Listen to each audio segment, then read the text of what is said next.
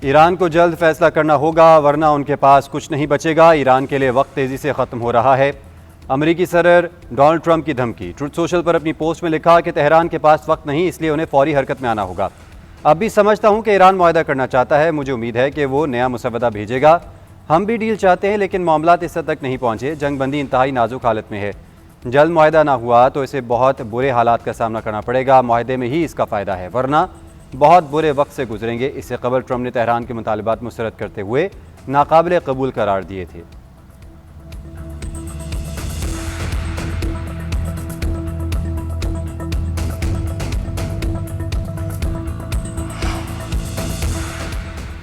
किसी भी नई जाहरियत का नतीजा अमेरिका के लिए पहले से ज़्यादा तबाहकुन होगा। ईरानी मुसल्लह अफ़वाज के सीनियर तर्जुमान जनरल अबुल फजल शिकारची का अमरीकी धमकी पर सख्त रद्द-ए-अमल। बोले, किसी भी नई हिमाकत का जवाब मज़ीद शदीद हमलों की सूरत में दिया जाएगा।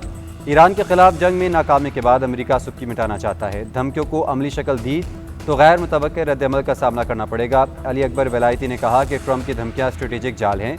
ईरान दुश्मनों के खिलाफ सीसा पिलाई हुई दीवार है।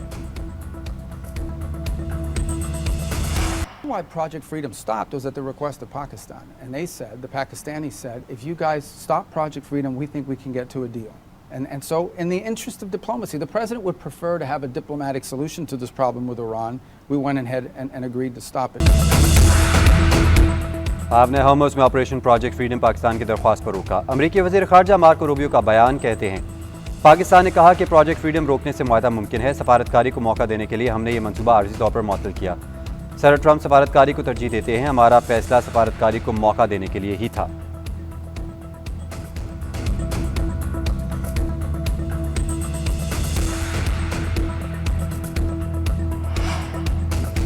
मशरिक़ वस्ता में कशीदगी ख़त्म करवाने के लिए पाकिस्तान की सालिसी जारी। वज़ीर दाखिला मोहसिन नकवी और ईरानी सदर के दरमियान मुलाकात 90 मिनट तक जारी। मुलाकात में कशीदगी से मुतल्लिक़ मुख्तलिफ़ पहलुओं पर तबादला ख्याल। ईरानी सदर ने कहा कि मुस्लिम ममालिक जितने मुत्तहिद होंगे, बैरूनी जाहरियत के इम्कानात उतने ही कम होंगे। हमसाया ममालिक के इत्तेहाद और बाहमी ताउन को फ़रोग़ दें। मोहसिन नकवी और ईरानी स्पीकर पार्लियामेंट बाकर कालिबाफ की भी मुलाकात। बाकर कालिबाफ ने हालिया जंग के दौरान पाकिस्तान की जानिब से ताउन और हिमायत को सराहा। कहा, अमरीकी मौजूदगी सिक्योरिटी के फुक़दान की बड़ी वजह है। खित्ते के ममालिक को सियासी और सिक्योरिटी ताउन के फ़रोग़ के लिए मुश्तरका रास्ता अख्तियार करना चाहिए। मोहसिन नकवी ने कहा कि इस्लामाबाद मुज़ाकरात के दौरान बाकर कालिबाफ की कोशिशों के गवाह हैं। ईरानी और पाकिस्तानी अवाम पहले से ज़्यादा करीब हो चुके हैं।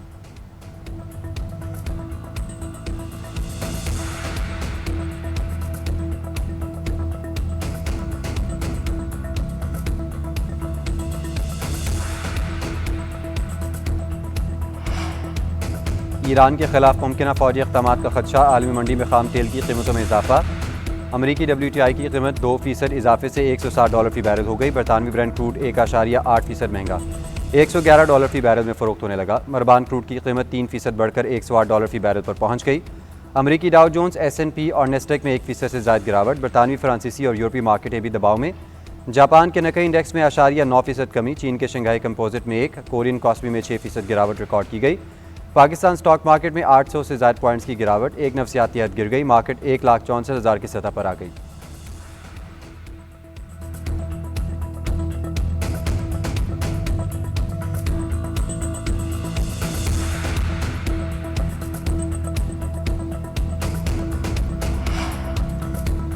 मुत्तहिदा अरब अमारात पर एक बार फिर ड्रोन हमला। अमाराती वज़ारत दिफ़ा के मुताबिक मगरबी सरहद से 3 ड्रोन्स दाखिल हुए। 2 को दिफ़ाई निज़ाम ने मार गिराया। तीसरा ड्रोन अल ज़फ़रा में पावर जनरेटर से टकराया। प्लांट के अंदरूनी हिस्से महफूज रहे। हमले कहाँ से किए गए, इस बात की तहकीकात जारी हैं। मुल्क की सलामती को ख़तरा बनने वाली हर कोशिश नाकाम बनाएंगे। दूसरी जानिब सऊदी अरब ने भी फ़ज़ाई हदूद में दाखिल होने वाले 3 ड्रोन्स मार गिराए। सऊदी अरब की वज़ारत दिफ़ा के मुताबिक इराक़ से दागे गए 3 ड्रोन्स को तबाह किया गया। तर्जुमान का कहना है कि सऊदी अरब मुनासिब वक्त और मकाम पर जवाब देने का हक़ महफूज रखता है। सऊदी अरब शहरियों के तहफ़्फ़ुज़ के खिलाफ किसी भी कोशिश का मुकाबला करने के लिए तमाम ज़रूरी इक़दामात करेगा।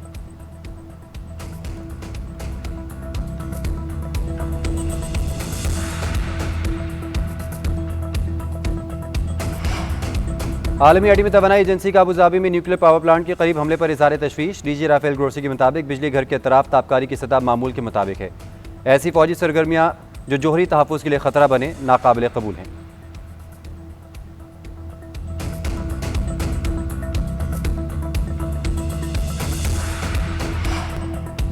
ईरान ने मुत्तहिदा अरब अमारात को इसराइल के साथ गहरे ताल्लुकात से खबरदार कर दिया।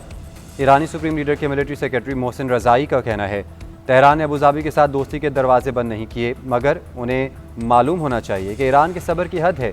ईरान मुत्तहिदा अरब अमारात और इसराइल के दरमियान ताल्लुकात से आगाह है, इसे इसराइल की साजिशों में नहीं उलझना चाहिए। इससे कबल अब्बास इराक़ची भी यूएई को ईरान मुखालिफ कार्रवाई में बराह रास्त मुलविस करार दे चुके हैं।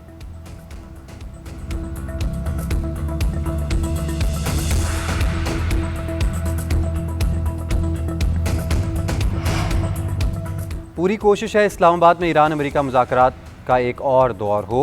दूसरे दौर और मुस्तकिल अमन के हवाले से पुरुम्मीद हैं वज़ीर आज़म शहबाज शरीफ का बरतानवी अखबार को इंटरव्यू। कहा, पाकिस्तान अपनी तारीख़ के रोशन तरीन दौर से गुजर रहा है। दुनिया में पाकिस्तान को ईमानदार सालिस के तौर पर तस्लीम किया जा रहा है। वज़ीर आज़म की मुज़ाकरात में फील्ड मार्शल सैयद आसिम मुनीर और नायब वज़ीर आज़म इसहाक़ डार के किरदार की भी तारीफ़।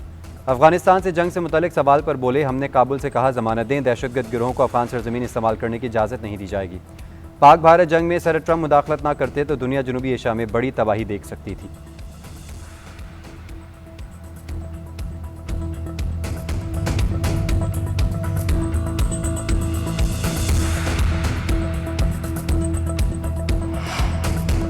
वज़ीर आज़म शहबाज शरीफ से कतर के वज़ीर आज़म शेख मोहम्मद बिन अब्दुर्रहमान अल सानी का टेलीफोनिक रब्ता, इलाक़ाई और बैन अल-अक़वामी सूरत हाल पर तबादला ख्याल।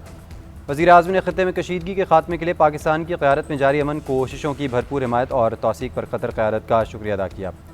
वज़ीर आज़म ने सफारतकारी में कतर के तामीरी किरदार और जारी सालिसी कोशिशों को सराहा। दोनों रहनुमाओं का मुश्तरका चैलेंज से निपटने के लिए मुसलसल राबतों और करीबी मुशावरत की ज़रूरत पर इत्तेफ़ाक़।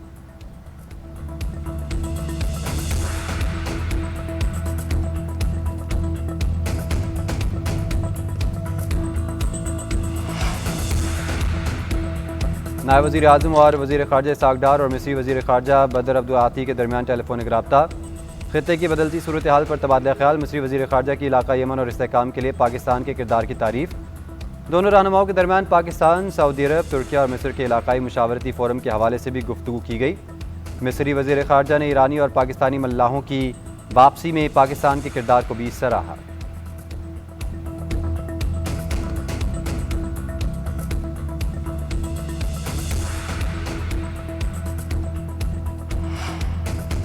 पाकिस्तान में ज़ुल्हज का चाँद नज़र आ गया। ईद उल अज़हा 27 मई बरोज़ बुध को होगी। चेयरमैन रुयत हलाल कमेटी मौलाना अब्दुल क़बीर आज़ाद का ऐलान।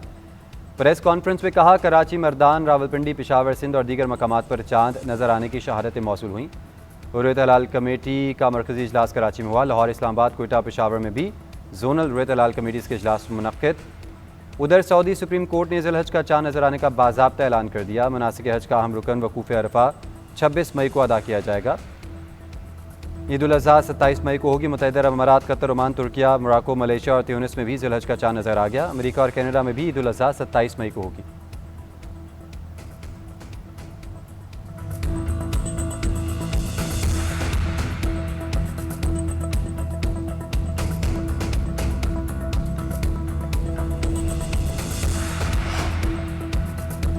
सफारती, कानूनी और अखलाकी महाज पर भारत मुकम्मल तौर पर नाकाम। पानी को सियासी हथियार के तौर पर इस्तेमाल करने की भारतीय कोशिश मुस्तरद। आलमी सालिसी अदालत ने सिंध ताश मुआहदे पर पाकिस्तान के हक में फैसला दे दिया। भारत को आबी वसाइल का ऑपरेशनल डाटा पाकिस्तान को फराहम करने का हुक्म। किशन गंगा और रेतीले मनसूबों से मुतल्लिक तमाम मुतल्लिका टेक्निकी और हाइड्रोलॉजिकल मालूमात पाकिस्तान के साथ शेयर करने की हिदायत। आलमी सालिसी अदालत के मुताबिक भारत की जानिब से इंडस वाटर ट्रीटी को मुअत्तल या गैर मौसर करार देने का बयानिया गैर अखलाकी और गैर कानूनी है। आबी मुआहदा आलमी बैंक की ज़मानत के तहत कायम बैन अल-अक़वामी मुआहदा है। इस पाकिस्तानी मौक़िफ़ इंसाफ पर मबनी है। भारत एकतरफ़ा तौर पर सिंध ताश मुआहदा मुअत्तल नहीं कर सकता। भारत मगरबी दरियाओं पर किसी भी हाइड्रो पावर मनसूबे में अपनी मर्ज़ी से पानी ज़ख़ीरा नहीं कर सकता। पाकिस्तान का फैसले का खैर मकदम बैन अल-अक़वामी कानून, गैर जानिबदार इंसाफ और मुआहदाती ज़िम्मेदारियों की करारदाद फतह करार दे दिया।